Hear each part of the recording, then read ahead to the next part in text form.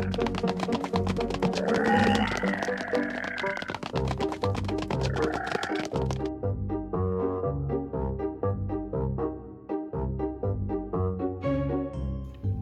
welcome back. Today I'm making a mess. And you're welcome to join me as I'm going to try and create something. I'm not sure exactly. No references, and I just need to kind of practice doing some techniques on this and that and another thing. So this is what we're going to end up with, and thanks for joining me. Alright, so I got this little wood here we're going to use for a base. We'll drill some holes, and we'll be using some aluminum wire as the armature.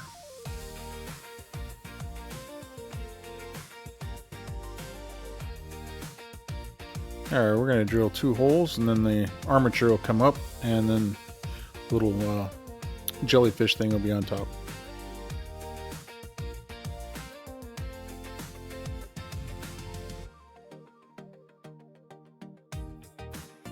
Alright, well, I'm kind of guessing at the size of the bit, so I hope I don't have to re-drill this.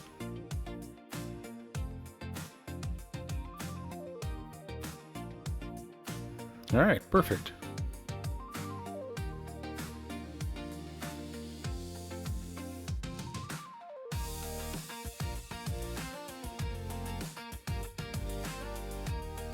Alright, let's get it all bulked out with some aluminum foil. I'm going to put a couple layers on that before I start putting the clay on.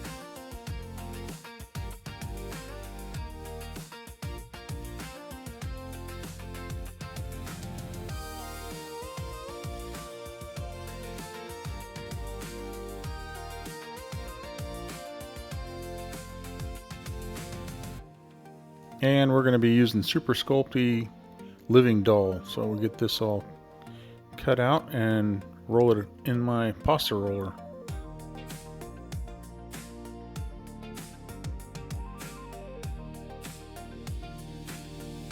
Yeah, it looks like a piece of cheese. It'll work though.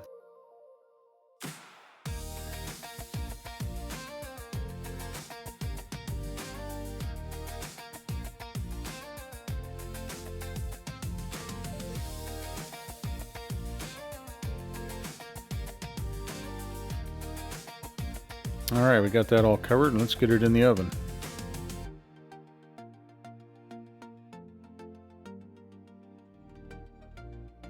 Still not quite sure where this is going, but we're going to bulk out the middle, and I'm feeling that's where the mouth is going to be at this point.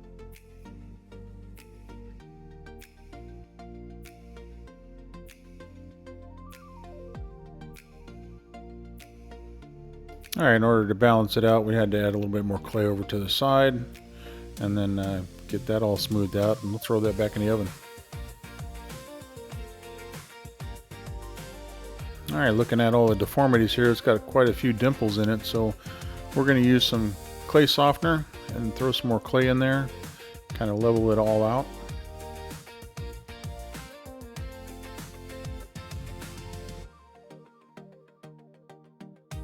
Alright, when we got all the dimples all filled in and smoothed out once again, we'll get that in the oven, bake it, and then we're going to sand it down and smooth it off even better.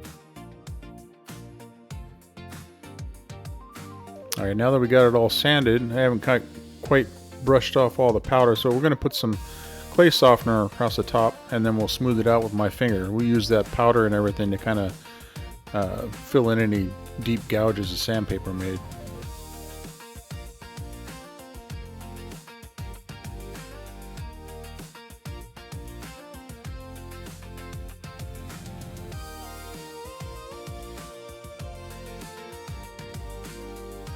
Alright, so we're going to be using these little snakes of clay and then adding ridges all the way around, and you'll see how we do that.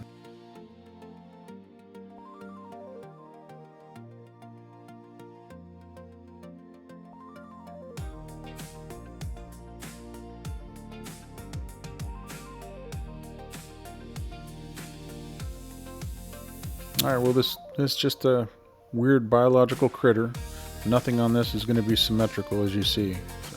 And that's done on purpose. I wanted to see how this would just turn out.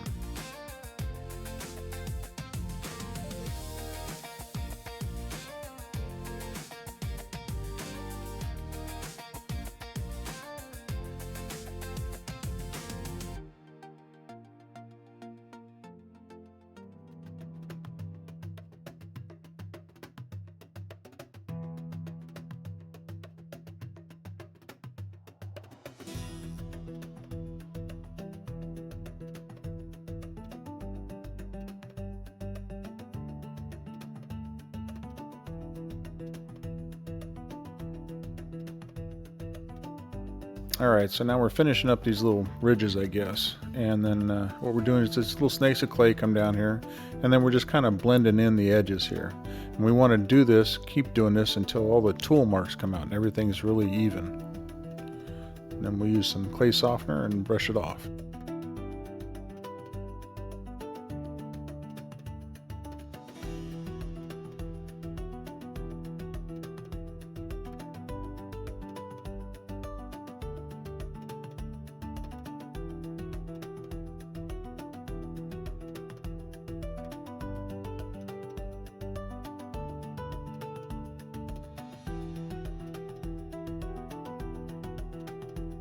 Now this clay it's pretty soft, so even the brushes on this paintbrush here kind of move the clay a little bit, so it helps blend in and remove any tool marks and fingerprints.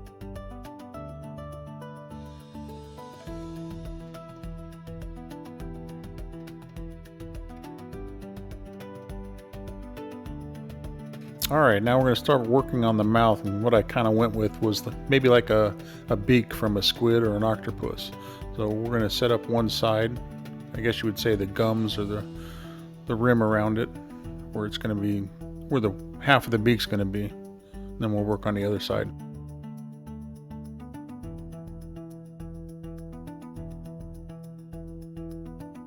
Now we're making sure to get it all blended in, then we'll come back with some clay softener and brush it off and smooth off the edges. Make sure we remove any tool marks.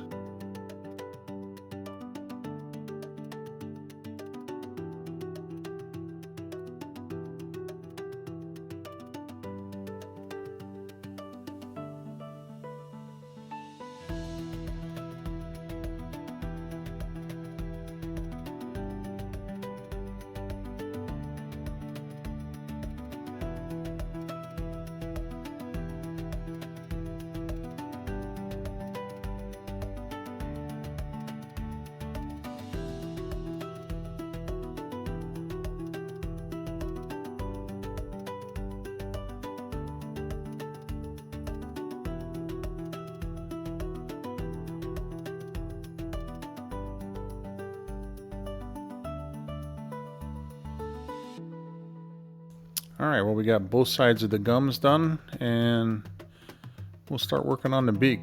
Get that in there, and then we'll start kind of hollowing it out, make it look like there's actually a mouth in there.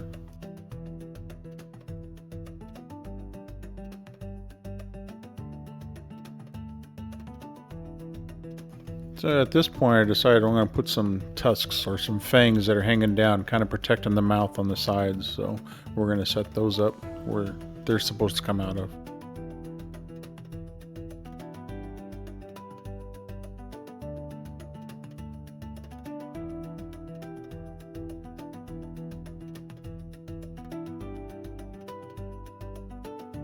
Alright, we'll get this all worked so we have a little cavity for that tusk to sit in.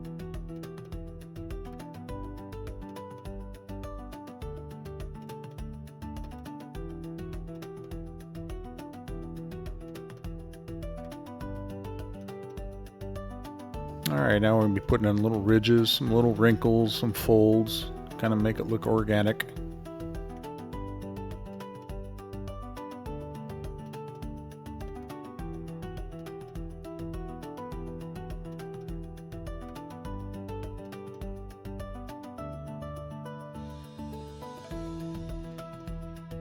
Alright, so we're going to start working on the other half of the beak and get that positioned. Kind of want it off to the side a little bit here.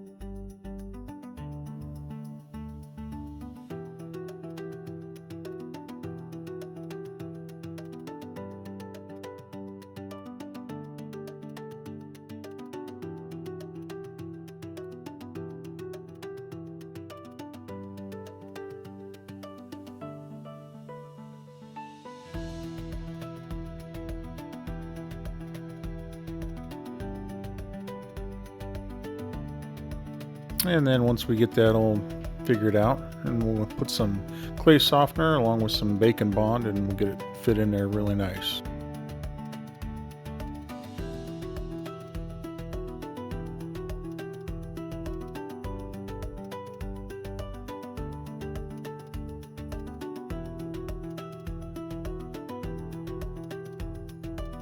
Now we're going to secure the tusks. Got one on either side, one's bigger than the other, and then we'll kind of angle them outward away from the body.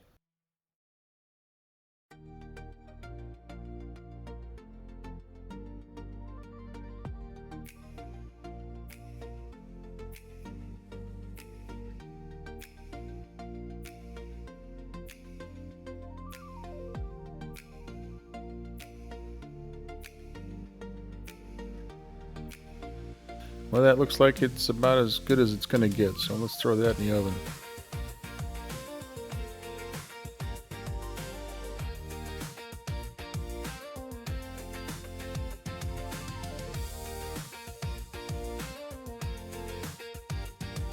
Alright, right around the edges here, kind of sporadically, we're going to be putting little fangs or spikes that are hanging off the side.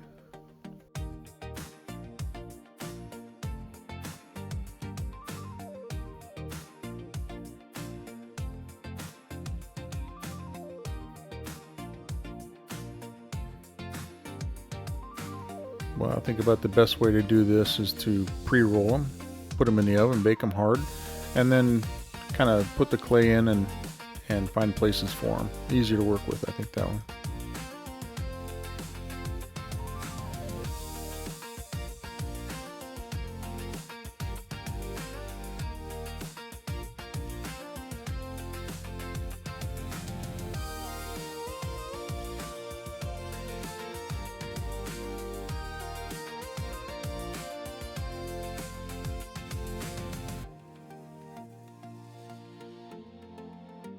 Alright, just using a little old toaster oven here. So I got it set at about 225, 220, and then it's on bake, and I put it for about 10 minutes.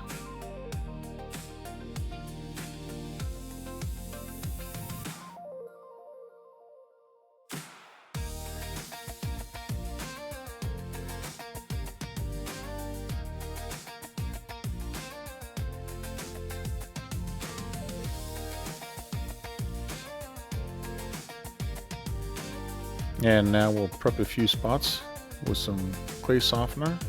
Get some clay on there, work that in, and then we'll press the spike in, and then just before we throw it in the oven, we'll put some bacon bond on there, get it real secure.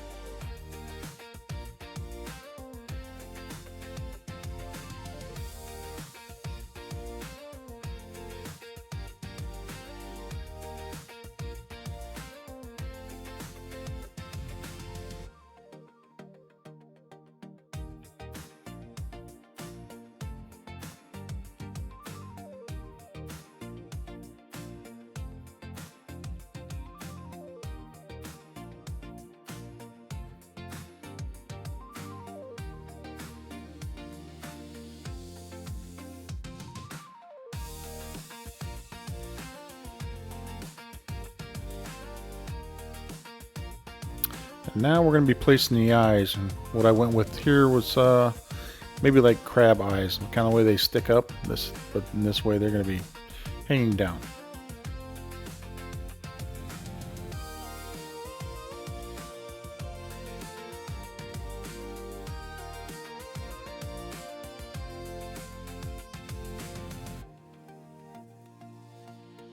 Now I set the little bulb on there, and then I tried to texture it while it was on there. And you can see that was kind of fun.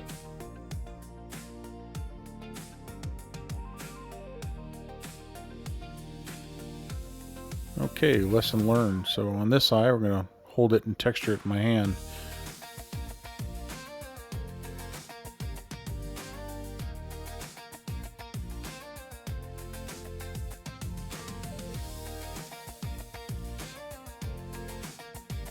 Then we take the eye and place it right there in that bacon bond and then throw it in the oven.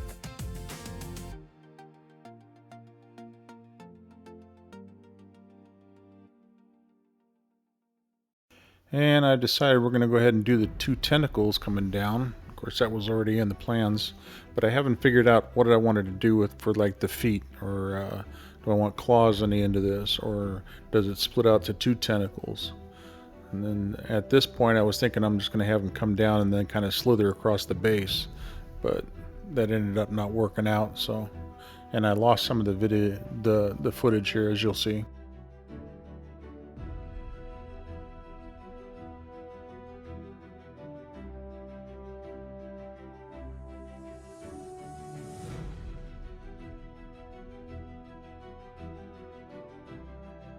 Now at this point the base color is a little bit darker than I wanted to, so I go back and I change that.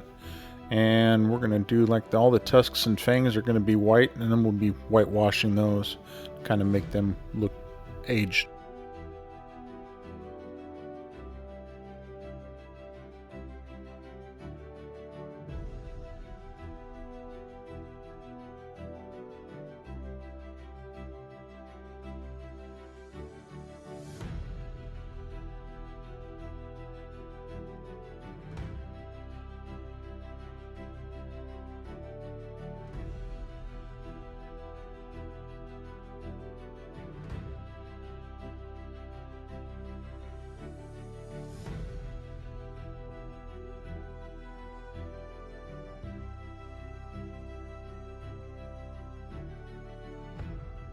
And start working on the top here. Do a full coat of brown, then come back with some darker brown, ridge that out, and then even darker brown on the top. Of course, I lost that footage as well, so but you'll see the results.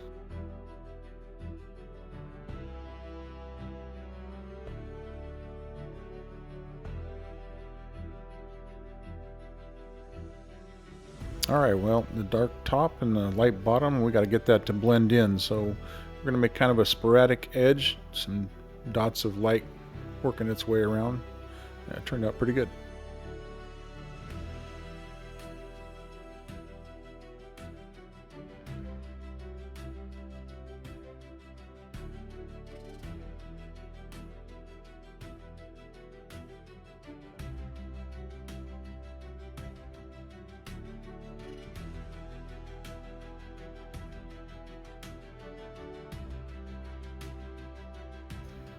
Now that I got the bottom of it a whiter color, I want to make it more, I don't know, fleshy.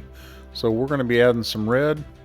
I'm going to make it a real thin wash, and we'll do that a couple times. Kind of get it thicker around the gums of the beak and around the spikes, the base of the spikes. And this is part of all the practice. It's something I wanted to try, so everything that I do gives me a little bit more experience for the next project. I can do better.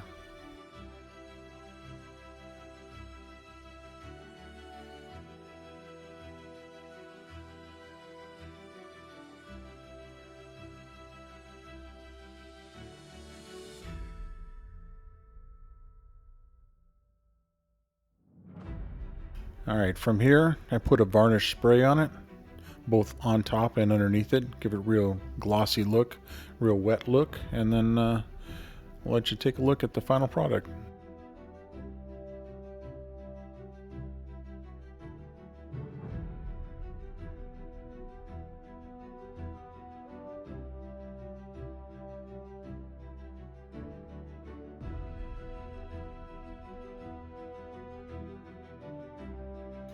Alright, well, it was good practice, as any sculpt is, and this is a good exercise. So I get to try some different things, and I wasn't too worried about it. So like I said, I didn't have any examples, so it's not really like I can go wrong.